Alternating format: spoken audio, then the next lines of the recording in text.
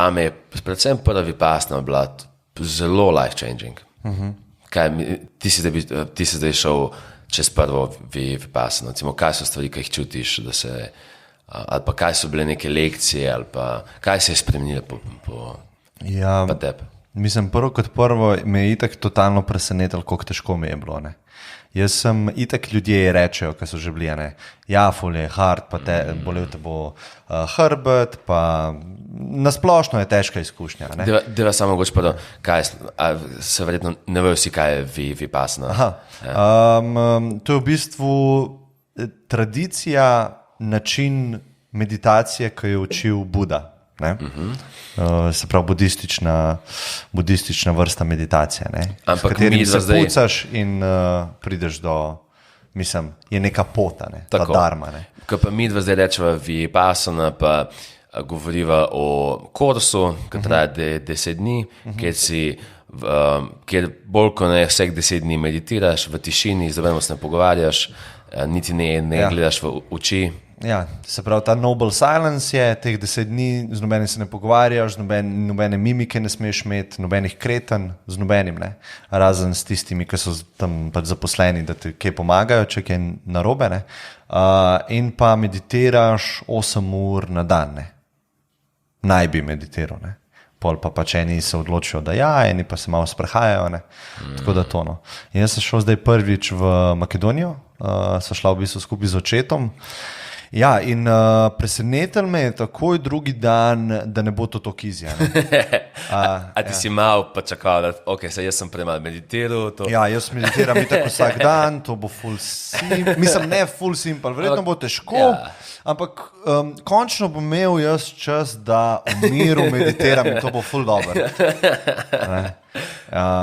In to v bistvu vidiš, da vse ego konstruira. In tudi to, da sem šel, to je bil tudi ego. Ampak pol, ko se enkrat tam znajdeš, drugi dan recimo, pol začneš videti, da to ni joke. Ker drugi dan ti si tam že 2 polna dneva in že to je veliko. Meditirati 8 ur na dan. Šok je za zavest, šok je za telo. In potem vidiš, da imaš še 8 polnih dni. In pa začne malo mentalne igrice igrati. In jaz kaj sem dobil ven, je to, da sem na izkustveni ravni si dokazal, da več misli pomeni je enako več trpljenja. Ker jaz sem to itak vsi, ki to poslušajo, vejo. To smo brali, a veš, moraš biti clear-minded, pa mindfulness, pa to je zdaj ful popularno. Ampak jaz sem to na intelektualni ravni razumel. Jaz sem mogel to zares preizkusiti in to je, kada bi delal neko tako operacijo na svoji zavesti teh 10 dni.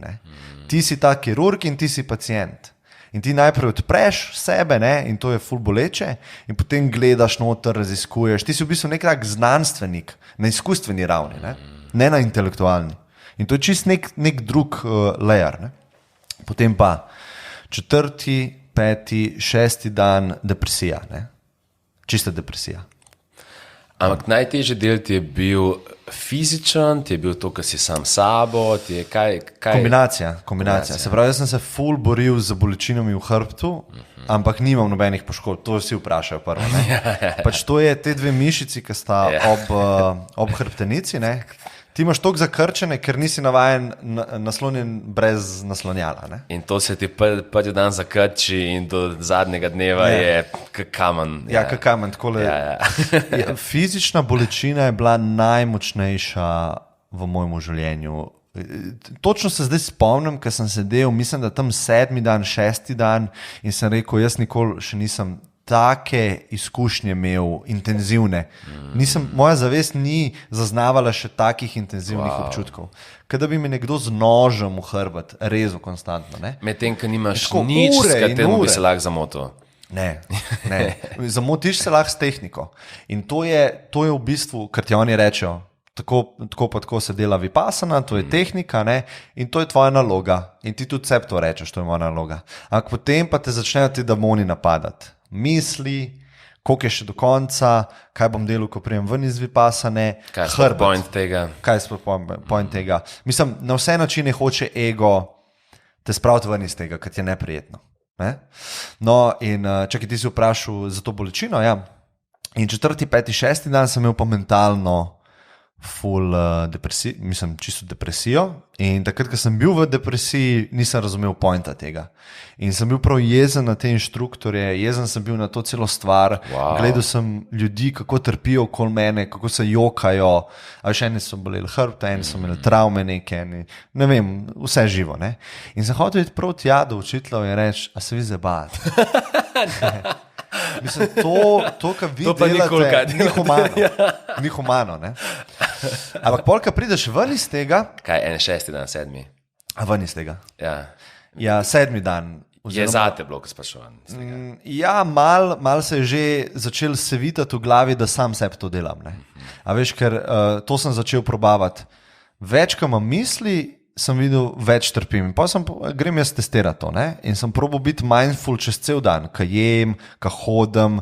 Čim sem eno misel imel o zunanjem svetu ali pa koliko časa je do konca, sem se jaz probal nazaj na dihanje osredotočiti. In pa sem jaz zelo jasno vidiš, da med meditacijo manj trpiš, manj imaš misli, manj te napada, manj te boli. Ne?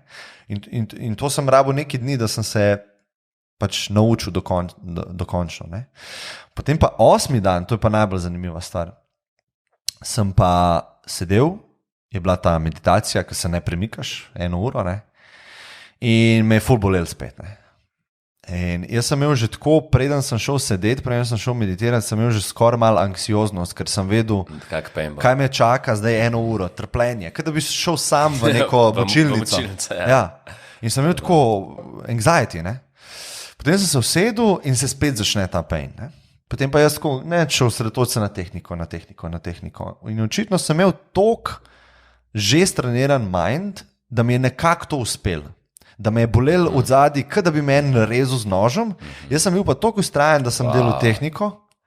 In potem se je en moment bolečina od zadaj ni se razblinila. Bila je še vedno tam, ampak me ni več motila. Ista je bila, ne da je manj intenzivna. Ampak jaz sem, da sem se pomaknil nekam drugam, tako, in sem gledal nekoga tretjega, ki se mu nekaj dogaja. Ne? Hudo. In pa sem prišel ven iz te meditacije in hodil tam, mi smo bili v Makedoniji, gore okol, zvezdnato nebo, nobeni hiš nikjer, ne? Res smo bili na samem, lepa narava. Sem gledal te gore, nobene misli nisem imel in jaz ko, fuck, nobene misli nimam. In potem si rečem, to je tudi misel, ne? Po stran, ne? In effortlessly gre stran ta misel. Wow. In jaz naprej hodim in pol prihaja nova misel in že tako jo čutim in jaz jo spustim noter in ta misel je, pizda, zdaj mi nič ne manjka. Ne? In pol tako, čakaj malo. Ta izraz sem jaz že tokrat v življenju slišal, kdo reče, recimo nekdo se usede, pa si prižge čik, pa ima kavo, pa je sonček, zdaj mi kavo nič ne manjka. Ampak to se reče samo, to ni res. Jaz pa tako, a je to zdaj res? Wow. In preverim in je bilo čisto res.